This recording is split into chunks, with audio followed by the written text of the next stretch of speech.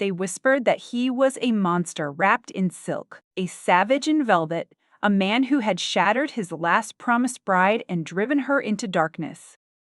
Yet the moment the heavy door closed behind her and the lock turned, Ara Vance understood something terrifying. The world did not know the man who now held her future in his hands. Rain slammed against the tall windows of the Vance townhouse in New York City, the kind of rain that soaked through walls and hope alike.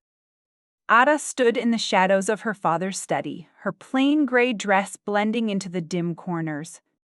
She had learned long ago that fear did not mend leaking roofs, and trembling did not stop men from knocking when money was owed. Her father, Lord Vance, sat slumped in a leather chair that had seen better years. The stench of cheap liquor and panic filled the room. Ara recognized it well. It always arrived at the end of the month when debts came like wolves at the door. But tonight was worse. Tonight the air tasted final. "He is coming," her father whispered, his hands covering his face. "He will take everything. The house, the land, your mother's last jewelry. We will be ruined beyond mourning." Ara stepped forward quietly. She had spent her life unseen. While her younger sister Lydia shone in ballrooms with golden curls and easy laughter, Ara kept accounts, patched linens, and held the family together with invisible hands. "Who is coming, father?" she asked calmly. Lord Vance looked up, his eyes red and wild. "The Duke of Caledon, Sebastian Strathmore." The name struck the room like thunder. Even the fire seemed to shrink. Sebastian Strathmore was spoken of in hushed voices. They called him the Savage Duke. Stories claimed he had thrown a man through a club window for a careless word. Others whispered that his former betrothed had fled screaming into the night, never seen again. He was 32, rich beyond measure, and feared by all. "You gambled with him," Ara said quietly. "It was not a question," her father sobbed. "I thought I could win. I had good cards, but he just watched me with those cold blue eyes. I wagered the house, the land. Then he offered one last chance, one roll of the dice." "And the cost of losing?" Ara asked. Her father's voice broke. "He wants a wife, one daughter of House Vance." Before Ara could speak, the door burst open. Lydia stood there, beautiful and furious, silk skirts clutched in her hands. "I heard everything," Lydia cried. "You cannot give me to that monster. He will kill me. I was meant for a kind husband. I will not do it." She fled upstairs, locking herself away in terror. The heavy knock at the front door echoed through the house like a gunshot. "He is here," Lord Vance whispered. Ara straightened her shoulders. Someone had to open the door. Someone had to face the beast. She crossed the cold hall and opened it. Sebastian Strathmore filled the doorway. Tall, broad, rain clinging to his dark coat. When he stepped into the candlelight, Ara saw no twisted villain. His face was hard and striking, carved sharp as stone, but his eyes stole her breath, ice blue, burning, hungry. "Where is Lord Vance?" he said. It was not a request. "In the study," Ara replied. He passed her without a glance, power rolling off him like a storm. "In the study?" Sebastian stood over her father like a judge. "The debt is due," he said. "I have the license. Where is the girl?" "She has locked herself away," Lord Vance begged. Sebastian laughed coldly. "Fear breeds obedience." Ara watched him with rising dread. This man enjoyed power. Lydia would not survive him. "You cannot marry Lydia," Ara said suddenly. Silence fell. Sebastian turned slowly, his gaze sharp as a blade. "And who are you?"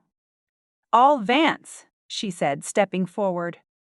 "And Lydia would break under you. She is soft. She would wither." He moved closer, towering over her. "Careful." You need a wife, Ara said steadily. You need order, not tears. And the contract does not name which daughter. He studied her then. Her plain dress, her steady eyes. You, he scoffed, the invisible sister. I am not afraid of you, Ara lied, and I expect nothing. No love, no gentleness, only the bargain. A long silence passed. Sebastian removed his ring and dropped it on the desk. Change the name, he said. The wedding is in 3 days. 3 days later, the church was cold and empty. No joy followed her down the aisle. Sebastian did not smile. He did not kiss her. When the vows were spoken, it felt like a sentence, not a promise. That night at Strathmore House, the door to the master room closed with a heavy lock. Ara stood waiting, heart racing. Sebastian turned away, removed a blanket, and laid it on the floor near the door. Go to bed, he said roughly. She stared. You will sleep there. I do not touch women who fear me, he said. Sleep. You are safe. He lay down, fully dressed, guarding the door. As Era climbed into the vast, cold bed, she watched the silhouette of the man on the floor. The monster the world feared lay between her and danger, and in that moment she knew the truth was far more dangerous than the rumors. Behind closed doors, the savage Duke was something else entirely. The first week of Era's marriage taught her that fear wore many masks. By day, Sebastian Strathmore was exactly what the world expected. His voice thundered through Strathmore House. Servants flinched at his footsteps. Doors closed quickly when he entered a room. He criticized everything: the food, the fire, the silence. To anyone watching, he was the savage Duke in full form, unpredictable, lay and cruel. But at night, when the heavy door shut and the house fell quiet, the monster vanished. Sebastian never touched her. He slept on the floor, always between her and the door. He checked the locks twice before lying down. Sometimes she woke to find him sitting upright, listening as if the walls themselves whispered threats. All began to notice the pattern. At breakfast, servants stood rigid with terror as Sebastian slammed his cup and barked orders.